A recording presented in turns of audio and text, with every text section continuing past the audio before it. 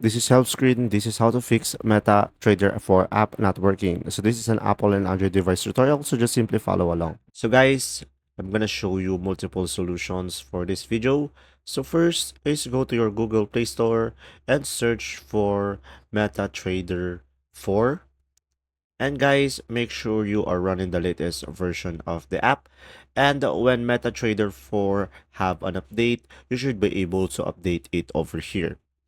And now guys, for the second solution is just go to your settings, and from here tap on the apps, and guys just find the MetaTrader application over here and tap on it.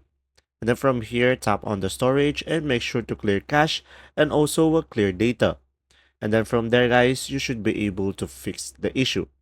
But if that doesn't work, all you need to do guys is reinstall the application on your device. So first, uninstall the MetaTrader 4, and then once it is uninstalled, you go back to the Google Play Store and install it again.